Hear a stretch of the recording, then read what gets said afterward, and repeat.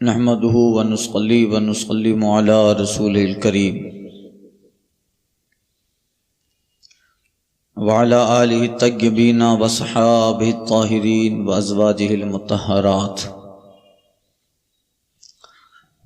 أما بعد فأعوذ بالله من الشيطان الرجيم. بسم الله الرحمن الرحيم. وَإِذَا أُنزِلَتْ سُورَةٌ أَنْ آمِنُوا بِاللَّهِ وَجَاهِدُوا مَعَ رَسُولِهِ اسْتَأْذَنَكَ أُولُو الطَّوْلِ مِنْهُمْ وَقَالُوا ذَرْنَا نَكُن مَعَ الْقَاعِدِينَ رَضُوا بِأَنْ يَكُونُوا مَعَ الْخَوَالِفِ وَطُبِعَ عَلَى قُلُوبِهِمْ فَهُمْ لَا يَفْقَهُونَ.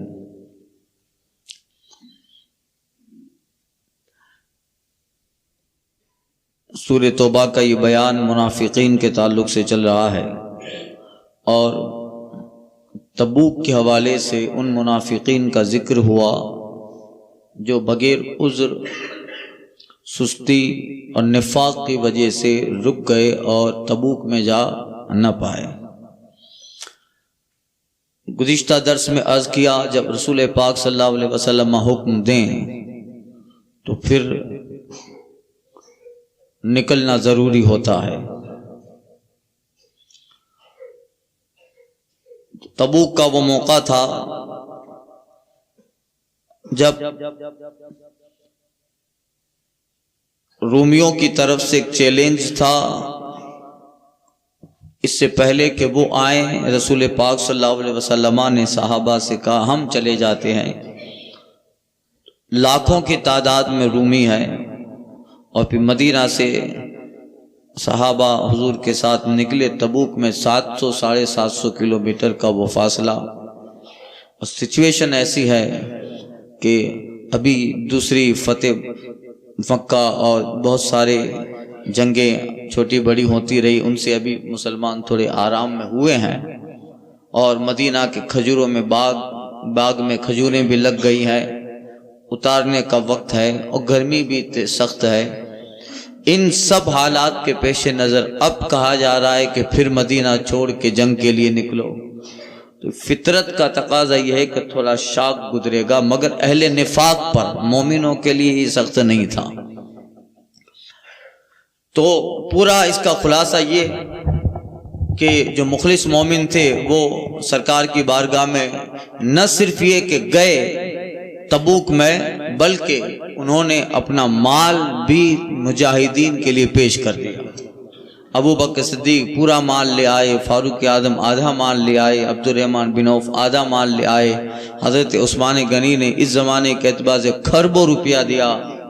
مخلص مگر ان میں کچھ منافقین تھے جو مال تو نہ دیے مگر عذر سے بیٹھے رہے اور نہ گئے، گرمی ہے، لمبا راستہ ہے. تو انہی کا ذکر ہو رہا ہے. وَإِذَا أُنزِلَتْ سُورَةٌ أَنْ آمِنُوا بِاللَّهِ وَجَاهِدُوا مَعَ رَسُولِهِ.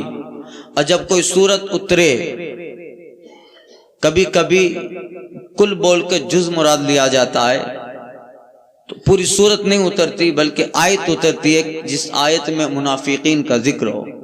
جب کوئی سورت اترے کہ اللہ پر ایمان لاؤ، اس کے رسول کے ہمراہ جہاد کرو. استاذنک اولو الطول منہم، تو ان کے مقدور والے، طاقت اور قدرت والے محبوب تم سے رخصت مانگتے ہیں. وقالوا ذرنا نکم مع القاعدین، اور کہتے ہیں کہ ہمیں چھوڑ دیجئے کہ ہم بیٹھ رہنے والوں کے ساتھ ہو لیں، ہمیں نہ لے جائیں آپ تبوک میں. عذر کرتے ہیں. رضوا بأن يكونوا مع الخوالف، اللہ کہتا ہے انہیں پسند آیا کہ پیچھے رہنے والی عورتوں کے ساتھ بیٹھ جائیں. انہیں پسند آ گیا کہ پیچھے رہنے والی عورتوں کے ساتھ ہو لیں.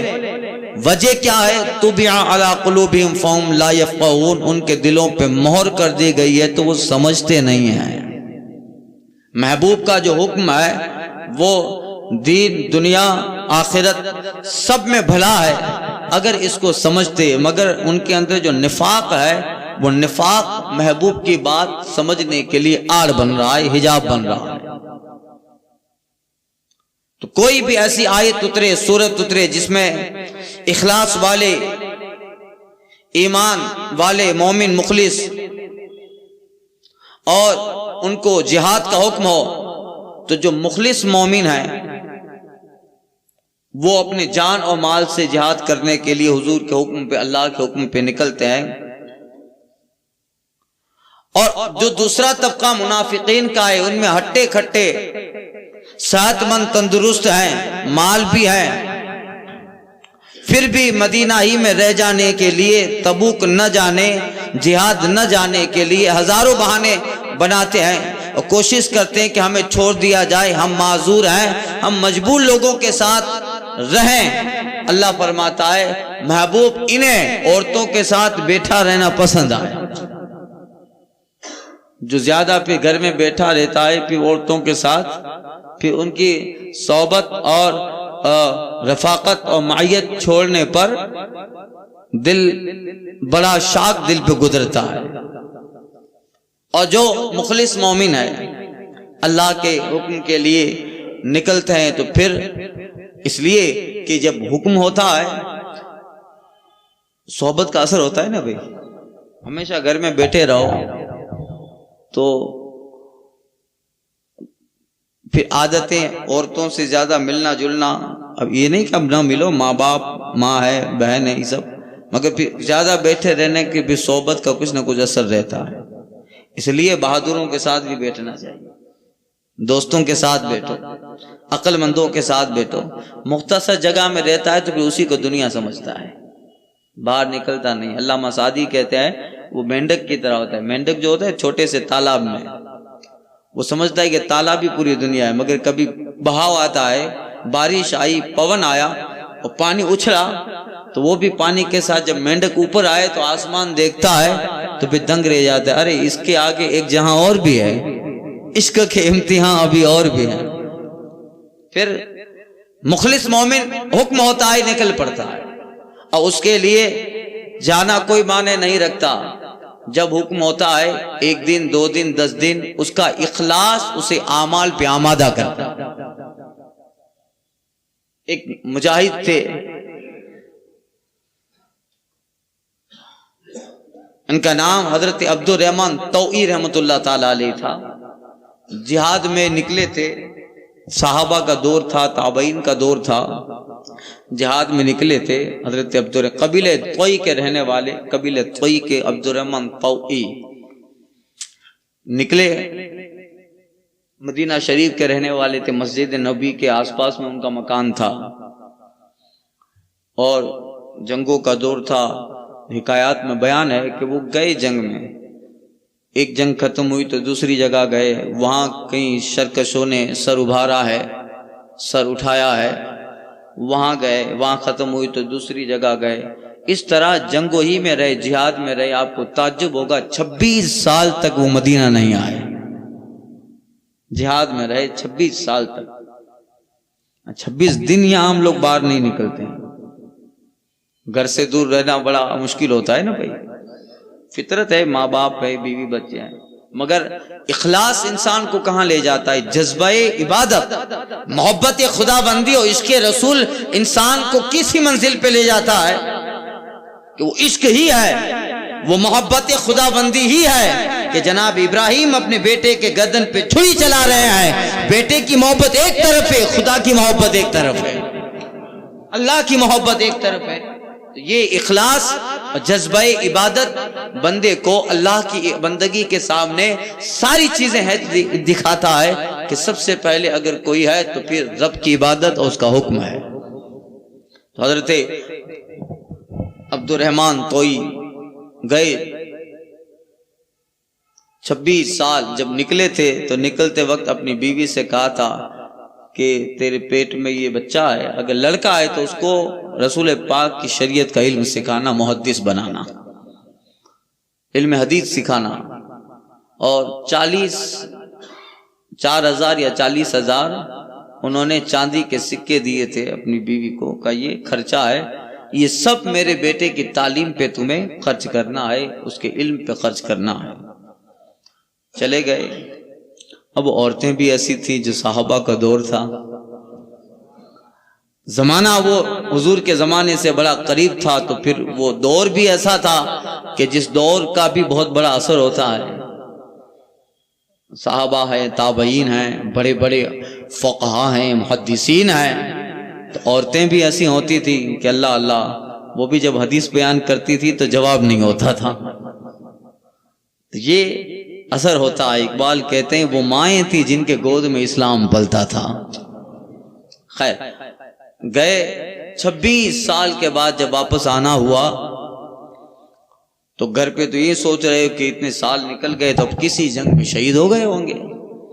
ان کی بیوی بوڑھی ہو گئی، بچے کی ولادت بھی ہوئی، وہ بھی جوان ہو گئے. 26 سال کے بعد عبد الرحمن طوئی رحمۃ اللہ تعالی علیہ جب مدینہ واپس آئے تو پورا لوکیشن بدل گیا ہے. بستی، آبادی، مکان بن گئے. جہاں سڑک تھی وہاں مکان آ گئے، کچھ مکان کچے تھے وہاں بڑی سڑک بن گئی. آئے، کسی سے پوچھا عبد الرحمن طوئی کا مکان، بتایا او سامنے ہے، ان کی ایک بیوی ہے بڑھیا، جاؤ. آئے ہیں، جیسے ہی گھر میں داخل ہوتے ہیں اپنے مکان کے دروازے پر ایک 25 سال 26 سال کے جوان کو بیٹھا ہوا پایا. اب اتنے سالوں کے بعد آئے ہیں، حضرت عبد الرحمن طوئی کو رکھا کہ اجنبی میرے مکان کے دروازے پر کیا کر رہا ہے. بھول گئے تھے پہلے کی جو باتیں تھی. کہا اے جوان، یہ میرا مکان ہے. جوان کہتے عجیب آدمی ہو، اجنبی ہو، آئے ہو اور اس مکان کو میرا مکان کہہ رہے ہو. نہیں، میرا مکان ہے، میں یہاں رہتا ہوں. تھوڑی بات لمبی ہو گئی، اتنے میں حسن بصری بھی آ گئے، وہیں رہتے تھے. کیا ہوا؟ کہ یہ عجیب بات ہے کہ میرا مکان کہہ رہے ہیں. آواز بلند ہونے لگی تو جوان کہتا ہے آخر آپ ہو کون؟ کہ میں اس مدینہ کا رہنے والا، آج سے 26 سال پہلے جہاد کے لیے نکلا تھا، جہاد کر کے لوٹا ہوں اور یہاں کا مالک مکان کا عبد الرحمن طوئی ہوں. اندر سے آواز آتی ہے بیٹا آنے دے، تیرے والد اور تیرے باپ آ گئے ہیں، تیرے والد آ گئے ہیں. اب بتائیے 26 سال کے بعد، یعنی بیٹے سے پہلی مرتبہ ملاقات ہے. جب گئے تھے تو پیٹ میں تھے، ان کے بیٹے شکم مادر میں تھے. اب آئے ہیں پہلی مرتبہ، اب جو وہ محبت ہوگی. اعلیٰ حضرت کہتے ہیں عجب گھڑی تھی کہ وصل و پر کے جنم کے بچھڑے گلے ملے تھے. یہ جو ہے ساری باتیں ہوئی. پھر حضرت عبد الرحمن اپنی بیوی سے کہتے ہیں کچھ یاد ہو نہ ہو، مجھے اتنا یاد ہے کہ جب گیا تھا تو 40,000 چاندی کے سکے دے کے گیا تھا اور کہا تھا میرے بیٹے کے علم اور علم حدیث پہ خرچ کرنا، مجھے اس کا حساب چاہیے. بیوی بھی نیک و پارسا تھی کہ آپ رک جائیے، فجر کے بعد انشاءاللہ آپ کا ایک ایک پیسے کا حساب دے دوں. گئے، فجر کی اذان ہوئی مسجد نبوی میں، لوگ خرامہ خرامہ چلے. حضرت عبد الرحمن طوئی بھی فجر پڑھنے گئے. فجر پڑھی، وہیں جنت کی کیاری کے قریب بیٹھے رہے. اس کے بعد ایک صاحب آئے، مسجد نبوی شریف میں داخل ہوئے. ایک چادر بچھائی، ایک ٹیبل لگایا اور کچھ لوگ کتابیں کاغذ لے کر پڑھنے کے لیے آ گئے. ان میں سے بڑے بڑے لوگ اس مدینے کے محدثین وہ آئے. اتنے میں کہا کیا ہے؟ سامنے سے دیکھا تو ایک جوان جس کے چہرے پہ چادر ہے، آدھا چہرہ دکھ رہا ہے، وہ داخل ہوئے اور وہ بیٹھ کر ان بڑے بڑے لوگوں کو علم حدیث پڑھانے لگے. وہ سامنے عبد الرحمن طوئی کہتے ہیں کسی خادم مدینہ سے، خادم مسجد سے کہا کہ کون ہے جو ان سب کو علم حدیث دے رہا ہے؟ حسن بصری جیسے لوگ جن کے پاس بیٹھ کر علم حدیث پڑھ رہا ہے. کہ آپ کو پتہ نہیں ہے یہ عبد الرحمن طوئی کا لڑکا محدث ربیہ رائے ہے، یہ محدث ربیہ رائے ہے، یہ ہے. اب وہ اپنا ہی بیٹا ہے. اللہ اللہ، فوراً گھر پہ گئے اور گھر پہ جب گئے ہیں بیوی نے سمجھ لیا ان کے حالت سے کہ ہاں وہ مسجد نبی کا نظارہ دیکھ کے آئے. اس سے پہلے کہ وہ کہیں بیوی کہتی ہے اب میں بتاؤں آپ کے 40,000 چاندی کے سکے کہاں خرچ کیے؟ کہا نہیں، میں نے سمجھ لیا کہ آپ نے جو بھی خرچ کیا ہے اس سے بڑا اس کا انعام کیا ہو سکتا ہے کہ میرا بیٹا مسجد نبی میں بیٹھ کے رسول اللہ کی حدیثوں کا درس دے رہا. اس باپ کا حال کیا ہوگا جس کا بیٹا مسجد نبی میں محدث کی حیثیت سے بیٹھا ہو.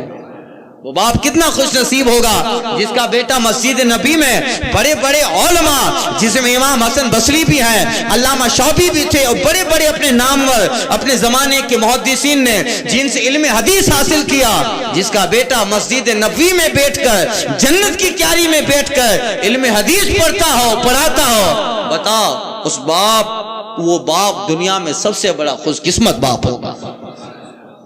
یہ جو ہے ایمان، اور جب اخلاص ہوتا ہے تو پھر بندہ کہاں پہنچ جاتا ہے؟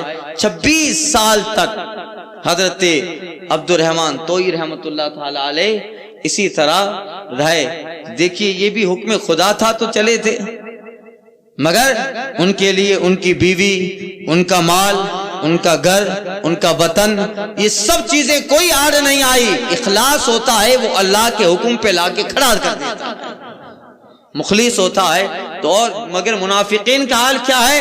وہ آرام طلب ہیں، ان کا مال ان کے لیے اللہ نے عذاب بنا کے رکھا ہے، انہیں تھوڑی سی گرمی ہی کافی ہے کہ وہ جہاز سے رک جائیں، تھوڑا سا مال انہیں روک دیتا ہے، اور رسول اللہ کی بارگاہ میں آ کر کہتے ہیں کہ ہمیں معذور جانی ہے، اور ہم جو ہیں معذور ہیں، ہمیں حکم جہاد نہ دیجیے، آپ نہ لے جائیں۔ یہی کہہ رہا ہے وَإِذَا أُنزِلَتْ سُورَةٌ أَنْ آمَنُوا بِاللَّهِ وَجَاهِدُوا مَعَ رَسُولِهِ، اے محبوب جب کوئی سورت اترے کہ اللہ پر ایمان لے آؤ، اس کے رسول کے ہمراہ جہاد کرو، تو اس کے مقدور والے جو طاقت والے ہیں وہ تم سے رخصت مانگتے ہیں اور کہتے ہیں کہ ذرنا نکم مع القائدین، کہ کہتے ہیں ہمیں چھوڑ دیجئے تاکہ ہم بیٹھ رہنے والوں کے ساتھ ہو لیں۔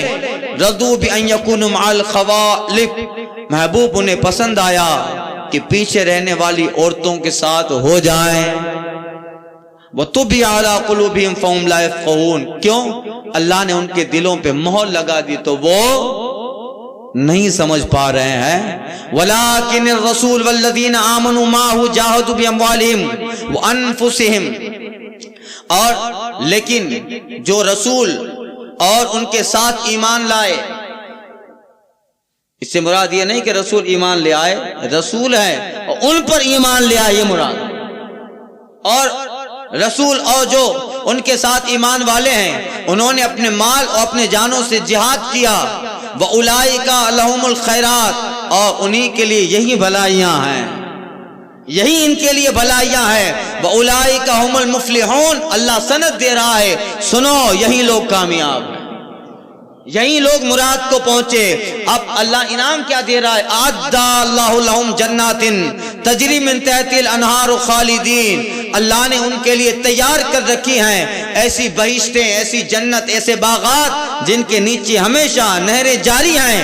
ذالک الفوز العظیم، سنو یہی سب سے بڑی کامیابی ہے، یہی لوگ مراد کو پہنچے جنہوں نے مال اور جان سے اللہ کی راہ میں جہاد کیا، ان کے لیے نہ مال آڑ آیا اور نہ ان کی اولاد، بلکہ ان کے لیے سب سے بہتر اچھی اور آگے بات وہ ہے اللہ کا حکم ہے۔ ان کے لیے یہ چیزیں حجاب نہیں بنتی ہے، جن کے دل میں زیادہ ایمان و اخلاص ہوتا ہے وہ اللہ کے حکم پر کسی کو بھی ترجیح نہیں دیتا۔ یہی بات ہے کہ جناب ابراہیم علیہ السلام رب کا حکم پا کر زمانوں کے بعد جو بیٹا ملا ہے اسماعیل، مگر اللہ کا حکم پا کر اس کو بھی ذبح کرنے کے لیے لے جا رہے ہیں۔ امتحان تھا اور اللہ آزما رہا ہے۔ ابراہیم علیہ السلام لے گئے، اسماعیل علیہ السلام کی جگہ تو پھر دمبا آ گیا، مگر بتانا مقصد تھا کہ دیکھو مخلصین کیا ہوتے ہیں، اللہ کی رضا پانے والے کیا ہوتے ہیں۔ زمانوں کے بعد ایک بیٹا ہے، مگر حکم خدا جب آیا ہے، بیٹے کی محبت ایک طرف، خدا کا حکم ایک طرف ہے، اور لے کر مینا کے میدان میں اپنے اسی عزیز بیٹے کے گردن پہ چھری چلا رہے ہیں، اور بتایا جا رہا ہے کہ اللہ کے مخلص بندے یہ ہوتے ہیں۔ یہ ہے مکتب کی کرامت تھی یا شفقت پدری، سکھائی کس نے اسماعیل کو آداب فرزندی۔ یہ ہوتا ہے دارا و سکندر سے وہ مرد فقیر اچھا، اور جس کی فقیری میں بوئی اسد اللہ۔ یہ ہوتا ہے اخلاص، جو اخلاص جذبہ عبادت پیدا کرتا ہے، اخلاص اللہ کی راہ میں جھکنے کا جذبہ دیتا ہے، اخلاص اللہ کی بارگاہ میں آنے والی ساری چیزوں کو کاٹ دیتا ہے، حجاب دور کر دیتا ہے۔ اخلاص مومن کو خدا کی دہلیز و قرب و معرفت پہ لے آتا ہے۔ یہی مخلص مومنین کا حال تھا. وَجَاءَ الْمُعَذِّرُونَ مِنَ الْأَعْرَابِ لِيُؤْذَنَ لَهُمْ وَقَعَدَ الَّذِينَ كَذَّبُوا اللَّهَ وَرَسُولَهُ سَيُصِيبُ الَّذِينَ كَفَرُوا مِنْهُمْ عَذَابٌ أَلِيمٌ. اب ایک معاملہ یہ ہوا تھا کہ دیہات کے کچھ لوگ جب حکم پہنچا تو منافقین نے اپنا جو ہے اپنا نیٹ ورک بہت بڑا پھیلا کے رکھا تھا. صرف مدینہ ہی میں نہیں تھے، دیہات و گامڑیوں میں جا کر بھی لوگوں کو ورگلاتے تھے اور وہاں جا کر بھی میٹنگیں کرتے تھے اور ان کے اندر بھی نفاق بھر رہے. جگہ جگہ آفیسیں لگائی جاتی ہے نا بھائی، جام نگر میں بہت ساری آفس ہیں، روزانہ رات کو جمع ہوتے ہیں. کیا کرنا؟ حضور آئے تشریف لائیے، درود پاک پڑھیں. اللہم صلی سیدنا مولانا محمد وآلہ وصحبہ وبارک وسلم. تو وہ مدینہ تک ہی ان کا نفاق محدود نہیں تھا، پاس میں جا کر ایک جال پھیلایا ہے، ایک تحریک بنائی ہے اور اپنے آپ کو جو ہے راشٹریہ سوئی سیوک کہہ رہے ہیں، اپنے آپ کو سب سے بڑا محافظ کہہ رہے ہیں. تو کچھ ان کے جال میں آنے والے مدینہ کے پاس میں جو آبادیاں تھیں، دیہات، گامڑیے، ولیج، اس میں بھی کچھ ایسے لوگ تھے. جب حکم جہاد پہنچا تو وہ بھی آئے تھے کہ یا رسول اللہ ہم معذور ہیں. ہمیں آپ یہ تفسیر روح البیان وغیرہ میں حضرت علامہ اسماعیل حقی رحمۃ اللہ تعالی علیہ نے بیان فرمایا کہ جب غزوہ تبوک کا اعلان ہوا، دیہات کے معذور لوگ مدینہ آئے، حاضر ہو کر سرکار کی خدمت میں معذرت کرنے لگے کہ حضور ہمیں نہ لے جائیں، یہ پرابلم ہے، وہ پرابلم ہے. وہ وہاں سے آئے اور جو مدینہ کے ہیں منافقین وہ اپنے گھروں میں رہے، وہ تو حاضر بھی نہ ہوئے کہ نہیں چلنا تو معذور ہیں. کچھ لوگ حاضر ہوئے، کچھ لوگ تو بیٹھے رہے. یہ اجازت جو ہے رخصت دینے بھی نہیں آئے کہ ہم نہیں چل رہے ہیں، بلکہ بیٹھے رہے. اب انہی کا ذکر ہے وَجَاءَ الْمُعَذِّرُونَ مِنَ الْأَعْرَابِ لِيُؤْذَنَ لَهُمْ وَقَعَدَ الَّذِينَ كَذَّبُوا اللَّهَ وَرَسُولَهُ. اور بہانے بنانے والے گنوار آئے، اعرابی آئے کہ انہیں رخصت دی جائے اور یہ بیٹھے رہیں وہ جنہوں نے اللہ اس کے رسول سے جھوٹ بولا تھا. جھوٹ کیا بولا تھا کہ وہیں بہت سارے بہانے لے کر پیچھے میں نے کئی باتیں کئی ان کے جھوٹ عرض کیے، یہ کام ہے وہ کام ہے، گرمی سخت ہے، لمبا سفر ہے، کھجوریں پکنے کا وقت آ گیا، اور یہ ساری چیزیں اللہ اس کے رسول سے جھوٹ بول کر معذور اپنے آپ کو ظاہر کر کے بیٹھے رہے. سَيُصِيبُ الَّذِينَ كَفَرُوا مِنْهُمْ عَذَابٌ أَلِيمٌ. اللہ کہتا ہے جلد ان میں کافروں کو اللہ کا دردناک عذاب پہنچے گا. دو باتیں بیان ہوئی. جو آئے تھے جہاد میں مخلص مومن، ان کے لیے اللہ نے کیا کہا؟ لہم جنات تجری من تحتہا الانہار ذالک هو الفوز العظیم. وہی کامیاب لوگ ہیں. اور جو بیٹھے رہے ان کے لیے ہے منہم عذاب علیم. ان کافروں کو جلد اللہ کا عذاب پہنچنے والا ہے. ان کے دو جرم ہیں. پہلا جرم تو یہ ہے اللہ کے حکم پہ نکلے نہیں. دوسرا جرم یہ کہ رسول اللہ کی بارگاہ میں غلط بہانہ بنا رہے ہیں، حضور کی بارگاہ میں جھوٹ بول رہے ہیں. تو یہ ہاں کچھ لوگ ایسے بھی تھے جو واقعی میں معذور تھے، واقعی میں معذور تھے، اور وہ اس قابل نہیں تھے کہ وہ جہاد میں تبوک میں چل پائیں. دار قطنی میں ہے حضرت زید بن ثابت رضی اللہ تعالیٰ عنہ سے روایت ہے، فرماتے کہ میں بیٹھا ہوا تھا اور سورہ برات کی کچھ آیتیں اتری جس میں جہاد کا حکم ہوا. آیت جہاد اتری اور جس میں یہ بیان ہوا تھا کہ جہاد سے جان بچانے والے، بہانہ بنانے والے، ان پہ اللہ تعالیٰ کا سخت عتاب و عذاب ہے. حضرت زید بن ثابت کہتے ہیں کہ میں لکھ رہا تھا، کچھ وہی لکھ رہا تھا، میں کاتب وہی تھا. وہ بھی ہے نا بھائی، حضرت امیر معاویہ ہیں، ابو ہریرہ ہیں، حضرت عباس ہیں، سب کاتب وہی تھے.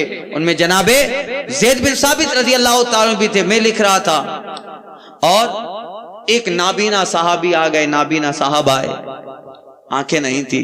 ایک روایت میں ہے کہ وہ جو ہے حضرت عبداللہ بن ام مکتوم تھے. نابینا تھی، آنکھیں نہیں تھی، یا کوئی اور صاحب تھے، جب حکم ہوا ہے کہ جہاد میں چلنا ہے، تبوک میں چلنا ہے، تو نابینا آئے سرکار کی بارگاہ میں حاضر، کہا یا رسول اللہ میرے متعلق آپ کیا حکم فرماتے ہیں؟ میں تو نابینا ہوں، میں معذور ہوں، کیا میں اس سخت اللہ کی عتاب میں آؤں گا جس میں پیچھے رہ جانے والوں پر اللہ تعالیٰ نے عتاب فرمایا ہے، تبوک میں نہ جانے والوں پہ اللہ تعالیٰ کا جو قہر آیا ہے؟ یا رسول اللہ میں نابینا ہوں، میں نہیں چل سکتا یا نہیں چلا، میرے لیے کیا ہے؟ تب آیت کریمہ اتری لیس علی الضعفاء ولا علی المرضى ولا علی الذین لا یجدون ما ينفقون حرج اذا نصحوا للہ ورسولہ ما علی المحسنین من سبیل واللہ غفور رحیم۔ ضعیفوں پہ کچھ حرج نہیں ہے، جو کمزور ہیں، ضعیف ہیں، اور نہ بیماروں پر اور نہ ان پر جنہیں خرچ کا مقدور نہ ہو، جن کے پاس طاقت ہی نہیں ہے، یا جن کے پاس نہ گھوڑا ہے نہ سواری۔ آگے آیت کریمہ آ رہی ہے کہ کچھ لوگ وہ تھے کہ جن کے پاس پہننے کے لیے موزہ بھی نہیں تھا، جوتا بھی نہیں تھا، جن کے پاس پہننے کے لیے موزہ اور جوتا نہیں تھا، اب وہ کیسے چلے گئے؟ ان کے پاس سواری کیسے آئے گی جہاد میں، تبوک میں جانے کے لیے؟ آقا اللہ فرماتا ہے ضعیفوں پہ کچھ حرج نہیں، نہ بیماروں پہ، نہ ان پر جن کے لیے جن کے پاس خرچ کا مقدور نہ ہو، خرچ نہ ہو، کہ اللہ مگر یہ کہ اللہ اس کے رسول کے خیر خواہ ہوں، بہانہ نہ بناتے ہو، جن کے پاس واقعی میں کچھ نہیں ہے اور جن کے دل میں خلوص ہو کہ اگر ہوتا تو ضرور آتے۔ اللہ فرماتا ہے اذا نصحوا للہ ورسولہ، جب اللہ اس کے رسول کے خیر خواہ رہیں کہ ہوتا تو ضرور جاتے۔ اب ایسا نہیں ہے کہ اچھا ہوا نہیں ہے، ٹائم پہ ہی نہیں ہے تو بچ گئے، منے باؤ تو نے ڈاکٹر کی دوں، ایسا نہیں، بلکہ واقعی میں ان کے پاس نہیں ہے، ہوتا تو یہ ضرور تبوک میں جاتے۔ یہ اللہ فرماتا اذا نصحوا للہ ورسولہ، جبکہ وہ اللہ اس کے رسول کے خیر خواہ رہیں، نیکی والوں پر ما علی المحسنین من سبیل، نیکی والوں پہ کوئی راہ نہیں ہے، خلوص للہیت، حالات ایسے ہیں کہ تبوک میں نہیں جا سکتے، واللہ غفور رحیم، تو اللہ بخشنے والا مہربان ہے۔ تو یہ ان لوگوں کے لیے۔ اب اور کون داخل ہے؟ وَلَا عَلَى الَّذِينَ إِذَا مَا أَتَوْكَ لِتَحْمِلَهُمْ قُلْتَ لَا أَجِدُ مَا أَحْمِلُكُمْ عَلَيْهِ تَوَلَّوْا وَأَعْيُنَهُمْ تَفِيضُ مِنَ الدَّمْعِ حَزَنًا أَلَّا يَجِدُوا مَا يُنْفِقُونَ۔ اب ہوا یہ تھا کہ بات اس آیت کریمہ کے تعلق سے روح البیان وغیرہ میں کہ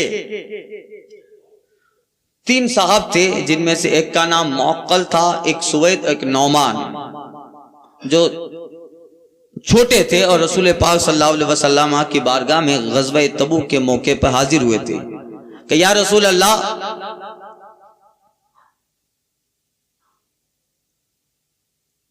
ہمیں جہاد کا بڑا شوق ہے، ہم جانے کے لیے بے قرار ہیں، مگر یا رسول اللہ ہم کو آپ پرانے جوتے اور پرانے موزہ ہی عطا فرما دیجئے، ہمارے پاس تو پہننے کے لیے کچھ نہیں، گرمی سخت تھی، پہننے کے لیے ہی کچھ نہیں ہے، رسول اللہ آپ جوتا ہی ہمیں بتاتا فرما دیجئے، موزہ ہی دے دیجئے، وہ پہن کے چلیں گے۔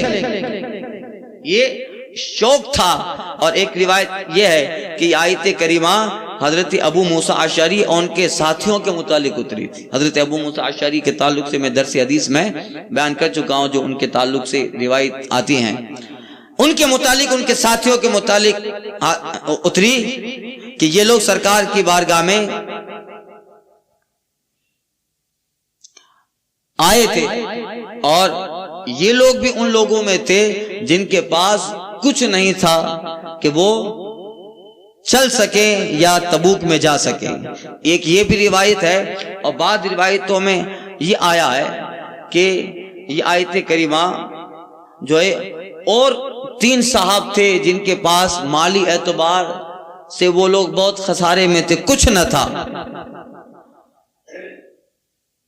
7 انصاری لوگ تھے جن کو بکاؤن سبعہ کہتے ہیں، تفسیر میں ان کا نام 7 رونے والے 7 انصاری صحابی تھے، موقل بن یسار، صہرا ابن خنسار، عبداللہ بن کعب، سالم بن عمیرہ، ثعلبہ ابن غنمہ، عبداللہ بن مغفل اور ابن زید یہ 7 حضرات وہ تھے جن کو بکاؤن سبعا کہتے ہیں، یعنی 7 رونے والے. یہ سرکار کی خدمت میں حاضر ہوئے اور عرض کرنے لگے یا رسول اللہ، ہم لوگ اپنے گھروں سے جہاد میں شرکت کی نیت سے حاضر ہوئے ہیں، مگر یا رسول اللہ ہمارے پاس نہ سواری ہے، ہمارے پاس نہ جوتا ہے، حضور ہمارے پاس موزہ بھی نہیں ہے، آپ موزہ ہی عطا فرما دیں، اسے پہن کر ہی چلیں گے، آپ عطا فرما دیں.